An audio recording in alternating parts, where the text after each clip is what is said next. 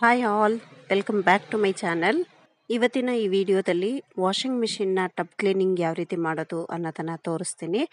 ನಾನು ಯಾವ ರೀತಿ ಮಾಡ್ತೀನಿ, ಆಮೇಲೆ ಯಾವುದೇ ಕಂಪನಿಗಳ ಒಂದು ವಾಷಿಂಗ್ ಮಿಷಿನ್ಸನ್ನು ಇದೇ ರೀತಿ ಮಾಡ್ಬೋದು ಅನ್ನೋದನ್ನು ವಿಡಿಯೋದಲ್ಲಿ ಶೇರ್ ಮಾಡ್ತೀನಿ. ಮತ್ತು ನಮ್ಮ ಹತ್ರ ಏನಾದರೂ ಡೆಸ್ಕಲ್ ಪೌಡರ್ ಇಲ್ಲ ಅಂದರೆ ಮನೆಯಲ್ಲಿರೋ ಪದಾರ್ಥಗಳಿಂದ ಯಾವ ರೀತಿ ಟಬ್ ಕ್ಲೀನ್ ಮಾಡ್ಬೋದು ಅನ್ನೋದನ್ನು ಕೂಡ ಶೇರ್ ಮಾಡ್ತೀನಿ. ಎಲ್ಲೂ ಸ್ಕಿಪ್ ಮಾಡದೆ ವಿಡಿಯೋನ ಪೂರ್ತಿ ವಾಚ್ ಮಾಡಿ. ಮೊದಲಿಗೆ ಟಬ್ ಕ್ಲೀನ್ ಮಾಡಬೇಕು ಅಂದಾಗ ಫಸ್ಟ್ ನಾವು ನೆನ್ಪಿಟ್ಕೊಳ್ಬೇಕಾಗಿರೋವಂಥದ್ದು ಬಟ್ಟೆಗಳು ಇರಬಾರ್ದು. ವಾಷಿಂಗ್ ಮಿಷಿನ್ ಒಳಗೆ ಬಟ್ಟೆ ಹಾಕದಲ್ಲೇ ನಾವು ಟಬ್ ಕ್ಲೀನನ್ನು ಮಾಡಬೇಕಾಗತ್ತೆ. ನೆಕ್ಸ್ಟು ಪವರ್ ಪಾಯಿಂಟನ್ನು ನಮ್ಮ ವಾಷಿಂಗ್ ಮಿಷಿನ್ದು ತೆಕ್ಕೊಳ್ಬೇಕು. ಇಲ್ಲಿ ನನಗೇನಾಯಿತು ಅಂದರೆ ತುಂಬ ಒಂದು ಟೈಟಾಗಿ ಫಿಕ್ಸ್ ಆಗೋಗಿತ್ತು. ಹಾಗಾಗಿ ನಾನು ಡೀಪ್ ಕ್ಲೀನಿಂಗನ್ನು ಮಾಡಬೇಕಾಗಿತ್ತು. ಇಲ್ಲ ಅಂದಿದ್ರೆ ಇದನ್ನೆಲ್ಲ ತೆಗೆದು ನಾನು ಈ ಫಿಲ್ಟರು, ಈ ಪೈಪೆಲ್ಲ ಕ್ಲೀನ್ ಮಾಡಬೇಕಿತ್ತು. ಅದು ತೆಗಿಲಿಕ್ಕೆ ಆಗಲೇ ಇಲ್ಲ. ಸೊ ಹಾಗಾಗಿ ಪವರ್ ಆಫ್ ಮಾಡಿ ಈ ವಾಷಿಂಗ್ ಮಿಷಿನ್ನ ಕವರ್ನ ಕೂಡ ತೆಗಿಲಿಕ್ಕಾಗಲಿಲ್ಲ. ನನಗಿಲ್ಲಿ ಪಲ್ಲಿ ಅಂದರೆ ಭಯ, ತುಂಬ ಭಯ. ನಿಮಗೂ ಯಾರಿಗಾದರೂ ಇದೇ ರೀತಿ ಇದ್ರೆ ಕಮೆಂಟ್ ಸೆಕ್ಷನಲ್ಲಿ ತಿಳಿಸಿ. ಅದಕ್ಕೆ ಒಂದು ಸಾರಿ ಈ ರೀತಿ ಇದು ಮಾಡಿದೆ, ಏನಾದ್ರು ಇದ್ದರೆ ಬಂದುಬಿಡಲಿ ಹೊರಗಡೆ ಅಂತ. ತುಂಬ ದಿನಗಳಾಗೋಗಿತ್ತು ಟಬ್ ಕ್ಲೀನ್ ಮಾಡಿ. ಈ ರೀತಿ ಒಂದು 2-3 ತಿಂಗಳಿಗೆ ಒಂದು ಸಾರಿ ನಾವು ಟಬ್ ಕ್ಲೀನ್ ಮಾಡ್ಕೊಳ್ಳೋದ್ರಿಂದ ನಮ್ಮ ಮಿಷಿನ್ನ ಲೈಫು ಕೂಡ ತುಂಬ ಚೆನ್ನಾಗಿರುತ್ತೆ. ಬಟ್ಟೆಗಳಲ್ಲಿ ಗಲೀಜು ಕೂಡ ನೀಟಾಗಿ ಹೋಗುತ್ತೆ. ಈ ರೀತಿ ಮೊದಲು ನಾವು ಸೋಪ್ ಡಿಸ್ಪೆನ್ಸರಿ ಏನಿದೆ ಇದನ್ನು ನಾವು ಮೊದಲು ಕ್ಲೀನ್ ಮಾಡ್ಕೊಂಡ್ಬಿಡೋಣ. ಇದ್ರೊಳಗೆ ನೋಡ್ತಾ ಇದ್ದೀರಲ್ಲ, ತುಂಬ ಗಲೀಜಾಗೋಗಿದೆ. ಇದನ್ನು ಕ್ಲೀನ್ ಮಾಡಲಿಕ್ಕೆ ನಾನು ಇಲ್ಲಿ ಸ್ವಲ್ಪ ಬಿಸಿ ನೀರನ್ನು ತಗೊಳ್ತಾ ಇದ್ದೀನಿ. ಇದಕ್ಕೆ ನಾವು ಮಾಮೂಲಿ ಡಿಟರ್ಜೆಂಟ್ ಏನು ಯೂಸ್ ಮಾಡ್ತೀವಿ ಅದನ್ನು 1 ಸ್ಪೂನಷ್ಟು ಹಾಕ್ಕೊಳ್ತಾ ಇದ್ದೀನಿ. ಇಲ್ಲ ತುಂಬ ಗಲೀಜಿದೆ ಅನ್ನೋದಾದರೆ, ತುಂಬ ಹಾರ್ಡ್ ಸ್ಟೇನ್ಸ್ ಇದೆ ಅಂದರೆ ಅಡುಗೆ ಸೋಡಾ ಮತ್ತು ಅಂದರೆ ಬೇಕಿಂಗ್ ಸೋಡಾ, ವಿನಿಗರ್ ಇಲ್ಲ ಅಂದರೆ ನಿಂಬೆ ರಸ ಮತ್ತು ಡಿಶ್ ವಾಷರ್ ಜೆಲ್ಲು, ಈ 3 ಮಿಶ್ರಣವನ್ನು ನಾವು ಮಿಕ್ಸ್ ಮಾಡಿಕೊಂಡು ಅದರಿಂದ ಕೂಡ ನೀಟಾಗಿ ಕ್ಲೀನ್ ಮಾಡ್ಕೊಳ್ಬೋದು. ಅದರಲ್ಲೂ ಬೇಗ ನಮಗೆ ಬಿಟ್ಟೋಗುತ್ತೆ. ಇಲ್ಲಿ ಒಂದು ಟೂತ್ ಬ್ರಷ್ ಸಹಾಯದಿಂದ ಕ್ಲೀನ್ ಮಾಡಿಕೊಂಡು ನಂತರ ಇಲ್ಲಿ ಒದ್ದೆ ಬಟ್ಟೆಯಿಂದ ಕ್ಲೀನ್ ಮಾಡ್ಕೊಳ್ತಾ ಇದ್ದೀನಿ. ಇಲ್ಲಿ ನಾವು ನೆನ್ಪಿಟ್ಕೊಳ್ಬೇಕಾಗಿರುವಂಥದ್ದು, ನೀರನ್ನು ಹಾಕ್ಕೋಬಾರ್ದು ಎಲ್ಲೂ ಅಷ್ಟೇ. ವಾಷಿಂಗ್ ಮಿಷಿನಲ್ಲಿ ಟಬ್ ಕ್ಲೀನಲ್ಲಿ ಟಬ್ಬಿಗೆ ಬಿಟ್ಟು ಮತ್ತು ಇನ್ನೆಲ್ಲೂ ನಾವು ನೀರನ್ನು ಹಾಕ್ಕೋಬಾರ್ದು. ಈ ರೀತಿಯಾಗಿ ಒದ್ದೆ ಬಟ್ಟೆಯಿಂದ ನೀಟಾಗಿ ಕ್ಲೀನ್ ಮಾಡಿಕೊಂಡು ಮತ್ತೆ ಒಣ ಬಟ್ಟೆಯಿಂದ ಕ್ಲೀನ್ ಮಾಡ್ಕೊಳ್ತಾ ಇದ್ದೀನಿ. ಅದೇ ಡಿಟರ್ಜೆಂಟ್ ಪೌಡರ್ ನೀರಿಂದ ನಾನು ಇದನ್ನು ಕೂಡ ಕ್ಲೀನ್ ಮಾಡ್ಕೊಳ್ತಾ ಇದ್ದೀನಿ. ಇಲ್ಲಿ ಒಂದು ಟೂತ್ ಬ್ರಷು ಮತ್ತು ಸಂಧಿಗಳಲ್ಲಿ ಏನಾದರೂ ಗಲೀಜು ಹೋಗ್ತಾ ಇಲ್ಲ ಅಂದರೆ ನಮಗೆ ಕಿವಿ ಕ್ಲೀನ್ ಮಾಡುವಂಥ ಬರ್ಡ್ಸ್ ಇರುತ್ತಲ್ಲ, ಅದನ್ನು ಕೂಡ ಯೂಸ್ ಮಾಡಿಕೊಂಡು ಮಾಡ್ಕೊಳ್ಬೋದು. ಮತ್ತು ನನಗಿಲ್ಲೊಂಚೂರು ಹಾರ್ಡ್ ಸ್ಟೇನ್ ಇದ್ದಿದ್ದರಿಂದ ಹಳೆ ಸ್ಕಾಚ್ ಬ್ರೈಟಿಂದ ಮಾಡ್ತಾಯಿದ್ದೀನಿ. ಹೊಸದಾದರೆ ಸ್ಕ್ರ್ಯಾಚಸ್ ಆಗಿಬಿಡುತ್ತೆ. ಸೊ ಹಂಗಾಗಿ ಹಳೆಯದ್ರಲ್ಲಿ ಮಾಡ್ತಾಯಿದ್ದೀನಿ. ಈ ರೀತಿಯಾಗಿ ನೀಟಾಗಿ ಮಾಡಿಕೊಂಡು ಒಂದು ಸಾರಿ ನೀರಲ್ಲಿ ವಾಶ್ ಮಾಡಿ ಒದ್ದೆ ಬಟ್ಟೆಯಲ್ಲಿ ಒಂದು ಸಾರಿ ಒರೆಸಿ ಮತ್ತು ಒಣ ಬಟ್ಟೆಯಲ್ಲಿ ಒರೆಸಿ ಡ್ರೈ ಆಗ್ಲಿಕ್ಕೆ ಬಿಟ್ಬಿಟ್ಟಾಗ ನಮಗೆ ಟಬ್ ಕ್ಲೀನ್ ಆಗೋಷ್ಟರಲ್ಲಿ ಇದು ಕೂಡ ರೆಡಿಯಾಗಿರುತ್ತೆ.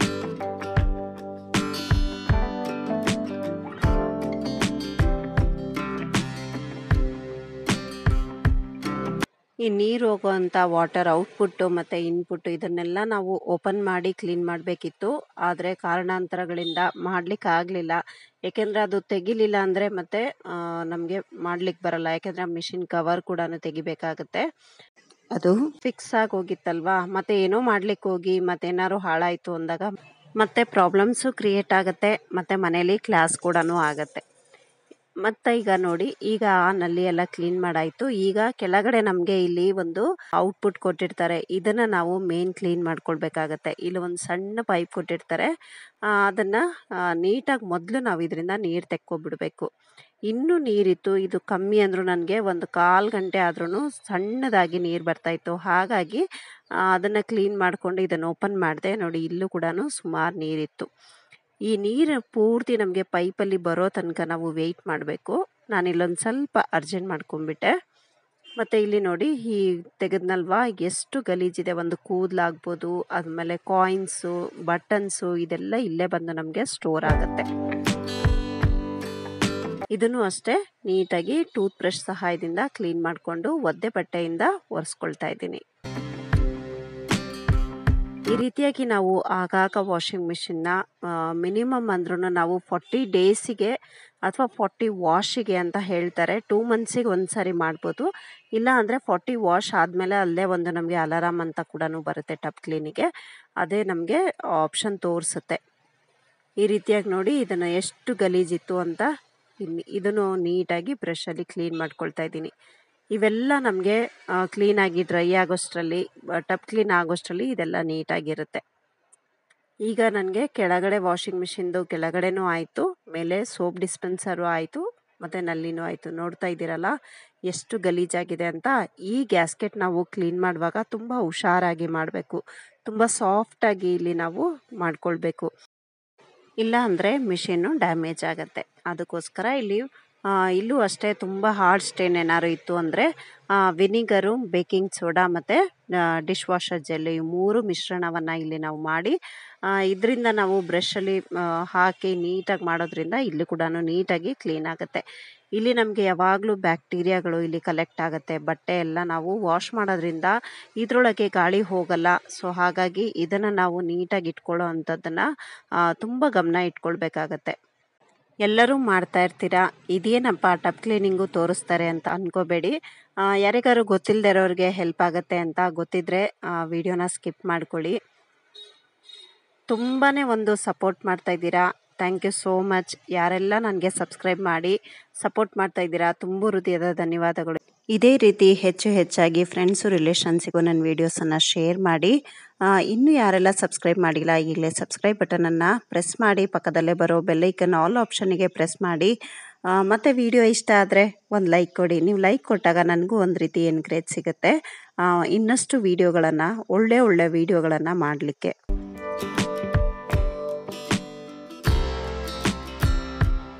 ಬನ್ನಿ ವಿಡಿಯೋಗೆ ಬರೋಣ. ಈಗೆಲ್ಲ ನೀಟಾಗಿ ಬ್ರಷಲ್ಲಿ ನಾನು ಎಲ್ಲ ಕ್ಲೀನ್ ಮಾಡಿಕೊಂಡೆ. ನಂತರ ಈಗ ಒಂದು ಒದ್ದೆ ಬಟ್ಟೆಯಿಂದ ಒರೆಸ್ಕೊಳ್ತಾ ಇದ್ದೀನಿ. ಇದನ್ನು ನಾವು ನೀಟಾಗಿ ಆಗಾಗ ಒರೆಸ್ಕೊಳ್ಳಿಲ್ಲ ಈ ಗ್ಯಾಸ್ಕೆಟನ್ನು ಅಂದರೆ ನಾವೊಂಥರ ವಾಷಿಂಗ್ ಮಿಷಿನು ಸ್ಮೆಲ್ ಬಂದಂಗೆ ಆಗುತ್ತೆ.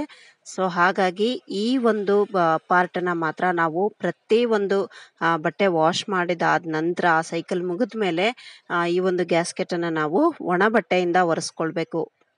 ತುಂಬ ಏನಾದರೂ ಗಲೀಜಿತ್ತು ಅಂದರೆ ಒದ್ದೆ ಬಟ್ಟೆಯಲ್ಲಿ ಒರೆಸ್ಕೊಂಡು ಒಣ ಬಟ್ಟೆಯಲ್ಲಿ ಒರೆಸ್ಕೊಬಿಟ್ರೆ ಸ್ವಲ್ಪ ಹೊತ್ತು ಓಪನ್ ಬಿಟ್ಬಿಟ್ರೆ ನಮಗೆ ವಾಷಿಂಗ್ ಮಿಷಿನು ಸ್ಮೆಲ್ ಕೂಡ ಬರಲ್ಲ, ಮತ್ತು ತುಂಬ ನೀಟಾಗಿ ನಮಗೆ ಬಟ್ಟೆ ಗಲೀಜು ಕೂಡ ಹೋಗುತ್ತೆ, ಮತ್ತು ವಾಷಿಂಗ್ ಮಿಷಿನ್ನ ಲೈಫ್ ಕೂಡ ತುಂಬ ಚೆನ್ನಾಗಿರುತ್ತೆ. ಸೊ ಹಾಗಾಗಿ 40 ವಾಶ್ ಆಫ್ಟರ್ 40 ವಾಶ್ ಆಗಿದ ನಂತರ ನಾವು ವಾಷಿಂಗ್ ಮಿಷಿನ್ನ ಟಬ್ ಕ್ಲೀನ್ ಗ್ಯಾರಂಟಿ ಮಾಡ್ಕೋಬೇಕು. ಅಂದಾಜಾಗಿ 1.5 ತಿಂಗಳು ಆಗೋಗುತ್ತೆ. ಈ ರೀತಿಯಾಗಿ ಒಂದು ಡೆಸ್ಕಾಲ್ ಅಂತ ಒಂದು ಪೌಡರ್ ಸಿಗುತ್ತೆ. ಇದು ಆನ್ಲೈನಲ್ಲೆಲ್ಲ ಸಿಗುತ್ತೆ. ನಾನು ಆನ್ಲೈನಲ್ಲೇ ತರಿಸಿದ್ದೀನಿ. ಇದ್ರ ಲಿಂಕ್ ಬೇಕಾದರೆ ನಾನು ಡಿಸ್ಕ್ರಿಪ್ಷನ್ ಬಾಕ್ಸಲ್ಲಿ ಕೊಟ್ಟಿರ್ತೀನಿ. ಸುಮಾರು ತಿಂಗಳುಗಳಾಗೋಯ್ತು. 6 ಪ್ಯಾಕೆಟನ್ನು ಒಟ್ಟಿಗೆ ತರಿಸಿದ್ದೆ. ಅಕಸ್ಮಾತ್ ಲಿಂಕ್ ಸಿಕ್ಕಿದ್ರೆ ಹಾಕ್ತೀನಿ. ಈ ರೀತಿಯಾಗಿ ಚೂರು ನಾವು ಸೋಪ್ ಡಿಸ್ಪೆನ್ಸರ್ಗೆ ಹಾಕಿ ಇನ್ನೂ ಒಂದು ಮಿಕ್ಕಿದಷ್ಟು ಟಬ್ಬಿಗೆ ಹಾಕಿದ್ದೀನಿ. ನೀವು ಪೂರ್ತಿ ಟಬ್ಬಿಗೂ ಹಾಕ್ಬೋದು, ಅಥವಾ ಪೂರ್ತಿ ನಾವು ಇದಕ್ಕೂ ಕೂಡ ಹಾಕ್ಕೊಳ್ಬೋದು. ಈಗ ವಾಷಿಂಗ್ ಮಿಷಿನ್ನ ಸ್ಟಾರ್ಟ್ ಮಾಡ್ತಾ ಇದ್ದೀನಿ. ಯಾರಿಗಾದರೂ IFP ವಾಷಿಂಗ್ ಮಿಷಿನ್ ಇದ್ದರೆ ಇದೇ ರೀತಿ ಟಬ್ ಕ್ಲೀನನ್ನು ಮಾಡ್ಕೊಳ್ಳೋ ಅಂಥದ್ದು. ಕೆಳಗಡೆ ರಿನ್ಸು ಮತ್ತು ಸ್ಪಿನ್ ಅಂತ ಒಂದು ಆಪ್ಷನ್ ಇರುತ್ತೆ. ಅದರ ಕೆಳಗೆ ಟಬ್ ಕ್ಲೀನ್ ಅಂತ ಕೊಟ್ಟಿರ್ತಾರೆ. ಅಲ್ಲಿಗೆ ನಾವು ಕರೆಕ್ಟಾಗಿ ಇದನ್ನು ತಗೊಂಡು ಬಂದು ಈ ಟೆಂಪ್ರೇಚರ್ ಬಟನ್ ಏನಿದೆ ಇದನ್ನು 3 ಸೆಕೆಂಡ್ ನಾವು ಪ್ರೆಸ್ ಮಾಡಿ ಇಟ್ಕೊಳ್ಳೋದ್ರಿಂದ ಇಲ್ಲಿ ಟಬ್ ಕ್ಲೀನ್ ಆಪ್ಷನ್ನು ಆನ್ ಆಗುತ್ತೆ. ಇಲ್ಲಿ ನಮಗೆ ಎಷ್ಟು ಟೆಂಪ್ರೇಚರಲ್ಲಿ ಟಬ್ ಕ್ಲೀನ್ ಮಾಡಬೇಕು ಅನ್ನೋದನ್ನು ಕೂಡ ಆಪ್ಷನ್ ಇದೆ. ಕೋಲ್ಡು 60 ಸೆಲ್ಸಿಯಸ್ಸು ಮತ್ತು 95 ತನಕನೂ ಇದೆ. ಯಾವಾಗಲೂ ಪ್ರತಿ ಸೈಕಲಲ್ಲೂ ನಾವು ಏನಾದರೂ 40 ಡಿಗ್ರಿಯಿಂದ 60 ಡಿಗ್ರಿ ತನಕ ಏನಾದರೂ ಬಿಸಿನೀರಲ್ಲಿ ವಾಶ್ ಮಾಡ್ತಾಯಿದ್ರೆ ನಮಗೆ 40ಇಂದ 60 ಸಾಕು. ಇಲ್ಲಾಂದರೆ 95 ನಾವು ಕೋಲ್ಡ್ ವಾಟರಲ್ಲಿ ಏನಾದ್ರು ವಾಶ್ ಮಾಡ್ತಾಯಿದ್ರೆ 95 ಡಿಗ್ರಿ ಸೆಲ್ಸಿಯಸನ್ನು ಆನ್ ಮಾಡ್ಕೊಳ್ಬೇಕು. ಬೇರೆ ವಾಷಿಂಗ್ ಮಿಷಿನ್ಗಳೇನಾದರೂ ಇದ್ದರೆ ಅದರಲ್ಲಿ ಕೆಲವೊಂದರಲ್ಲಿ ಟಬ್ ಕ್ಲೀನ್ ಆಪ್ಷನ್ ಇರಲ್ಲ. ಸೊ ಹಾಗಾಗಿ ಆವಾಗ ನಾವು ಡೈರೆಕ್ಟ್ ಈ ರೀತಿಯಾಗಿ ಟಬ್ಗೇನೆ ನಾವು ಡೆಸ್ಕಾಲ್ ಪೌಡರು ಅಥವಾ ವಾಷಿಂಗ್ ಮಿಷಿನ್ಗೆ ಮಾಮೂಲಿ ನಾವು ಡಿಟರ್ಜೆಂಟ್ ಏನು ಯೂಸ್ ಮಾಡ್ತೀವಿ ಅದನ್ನು ಕೂಡ ಹಾಕ್ಕೊಳ್ಬೋದು. ಆದರೆ ಎಫೆಕ್ಟಿವ್ ಆಗಿ ಒಂದು ಒಳ್ಳೆ ರಿಸಲ್ಟ್ ಬರಬೇಕು ಅಂದರೆ ಮೇಲೆ ಸೋಪ್ ಡಿಸ್ಪೆನ್ಸರ್ ಏನಿದೆ ಅಲ್ಲಿ ನಾವು ಒಂದು 2 ಸ್ಪೂನಷ್ಟು ಬೇಕಿಂಗ್ ಸೋಡಾ, ಡ್ರಮ್ಮಿಗೆ 2 ಮುಚ್ಚಳದಷ್ಟು ಅಂದರೆ ಒಂದು 20ಇಂದ 40 ml ಅಷ್ಟು ವಿನಿಗರನ್ನು ಹಾಕ್ಕೊಳ್ಬೇಕು. ಇಷ್ಟನ್ನು ಹಾಕ್ಕೊಂಡು ನಾವು ರೆಗ್ಯುಲರ್ ಸೈಕಲ್ ನಾವು ವಾಶಿಗೆ ಕೊಟ್ಟಾಗ ಟಬ್ ಕ್ಲೀನ್ ನೀಟಾಗುತ್ತೆ. ಇಲ್ಲ ಅಂದರೆ ಪ್ರತಿ ವಾಷಿಂಗ್ ಮಿಷಿನ್ಗಳಲ್ಲೂ ನಮಗೆ ರಿನ್ಸು ಮತ್ತು ಸ್ಪಿನ್ನು ಜಾಲಿಸೋ ಮತ್ತು ಒಣಗಿಸೋ ಅಂಥ ಆಪ್ಷನ್ ಇರುತ್ತಲ್ಲ, ಅದನ್ನು ಕೊಟ್ಟರು ಸಾಕಾಗುತ್ತೆ. ನೋಡ್ತಾ ಇದ್ದೀರಲ್ಲ ಎಷ್ಟು ನೀಟಾಗಿ ಟಬ್ ಕ್ಲೀನ್ ಆಗಿದೆ. ಪ್ರತಿಯೊಂದು ನಮಗೆ ಕಣ್ಣಿಗೆ ಕಾಣದೇ ಇರುವಂಥ ಬ್ಯಾಕ್ಟೀರಿಯಾಸ್ ಕೂಡ ವಾಷಿಂಗ್ ಮಿಷಿನಲ್ಲಿ ಸ್ಟೋರ್ ಆಗಿರುತ್ತೆ. ಪ್ರತಿ ನಮ್ಮ ಬಟ್ಟೆಗಳಲ್ಲಿರುವಂಥ ಗಲೀಜನ್ನು ತೆಗೆಯೋದ್ರಿಂದ ವಾಷಿಂಗ್ ಮಿಷಿನ್ನು ಕೂಡ ನಾವು ಅಷ್ಟೇ ನೀಟಾಗಿ ಇಟ್ಕೊಳ್ಬೇಕು. ಆಗ ಮಾತ್ರ ನಮಗೆ ವಾಷಿಂಗ್ ಮಿಷಿನ್ನ ಒಂದು ಲೈಫು ಇನ್ಕ್ರೀಸ್ ಆಗುತ್ತೆ. ಈಗ ಟಪ್ ಕ್ಲೀನ್ ಆಗಿದೆ. ಈಗ ಮತ್ತೆ ನಾನು ಯಾವುದೇ ಪೌಡರ್ ಹಾಕ್ತಲೇ ರಿನ್ಸು ಮತ್ತು ಸ್ಪಿನ್ನಿನ ಆಪ್ಷನ್ ಕೊಡ್ತಾ ಇದ್ದೀನಿ. ಇದು ಟಪ್ ಕ್ಲೀನ್ ಆದಾಗ ಮತ್ತೆ ಒಂದ್ಸರಿ ನೀವು ಈ ರೀತಿ ಕೊಟ್ಟಾಗ ನೀಟಾಗಿ ಟಪ್ ಕ್ಲೀನ್ ಆಗುತ್ತೆ.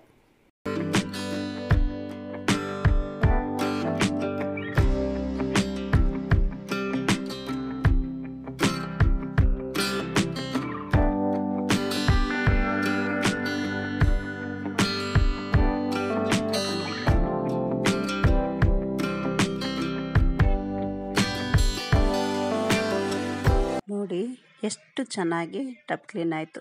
ಮಿಷಿನ್ ಅಂತೂ ಪಳಪಳ ಅಂತ ಹೊಳಿತಾ ಇದೆ. ಈ ರೀತಿಯಾಗಿ ನಾವು ಟಪ್ ಕ್ಲೀನನ್ನು ಮಾಡಿಕೊಂಡಾಗ ಮಿಷಿನ್ನು ತುಂಬ ಅಂದರೆ ಬಟ್ಟೆಗಳನ್ನು ನಾವು ವಾಶ್ ಮಾಡುವಾಗ ಬಟ್ಟೆ ಕೂಡ ನೀಟಾಗಿ ಕ್ಲೀನ್ ಆಗುತ್ತೆ. ಮತ್ತು ವಾಷಿಂಗ್ ಮಿಷಿನ್ನ ಬಾಳಿಕೆ ಕೂಡ ಜಾಸ್ತಿ ಆಗುತ್ತೆ. ಮತ್ತು ಆಗಾಗ ರಿಪೇರಿ ಬರೋ ಅಂಥದ್ದು ಇದೆಲ್ಲ ಇರೋದಿಲ್ಲ. ಪ್ರತಿ ಸಾರಿ ಬಟ್ಟೆ ಒಗೆದ ನಂತರ ಈ ವಾಶ್ ಎಲ್ಲ ಆದಮೇಲೆ ಎಲ್ಲ ತೆಗೆದುಬಿಟ್ಟು ನೀಟಾಗಿ ಗ್ಯಾಸ್ಕೆಟ್ಟು ಮತ್ತು ಸೋಪ್ ಡಿಸ್ಪೆನ್ಸರ್ ಏನಿದೆ ಅದನ್ನು ಒಂದು ಒಣ ಬಟ್ಟೆಯಿಂದ ಒರೆಸಿ ಗಾಳಿ ಆಡಲಿಕ್ಕೆ 10 ನಿಮಿಷದಿಂದ 30 ನಿಮಿಷ ತನಕ ಓಪನ್ ಬಿಡಬೇಕು. ಆಗ ನಮಗೆ ಮಿಷಿನ್ನು ತುಂಬ ನೀಟಾಗಿ ವಿತೌಟ್ ಸ್ಮೆಲ್ಲು ಮತ್ತು ಪಾಚಿ ಕಟ್ತಲೇ ನೀಟಾಗಿ ಇರುತ್ತೆ. ಇಲ್ಲಾಂದರೆ ಫಂಗಸ್ ಕ್ರಿಯೇಟ್ ಆಗೋಗುತ್ತೆ. ವಿಡಿಯೋ ಇವತ್ತು ಎಲ್ಲರಿಗೂ ಇಷ್ಟ ಆಯಿತು ಅಂತ ಭಾವಿಸ್ತೀನಿ. ಪ್ಲೀಸ್ ಇಷ್ಟ ಆಗಿದ್ರೆ ಲೈಕ್ ಕೊಡಿ, ಸಬ್ಸ್ಕ್ರೈಬ್ ಮಾಡ್ಕೊಳ್ಳಿ, ಕಮೆಂಟ್ ಮಾಡಿ ಹೇಗೆ ಅನ್ನಿಸ್ತು ಅಂತ. Thank you for watching. Have a nice day. Take care. Bye bye.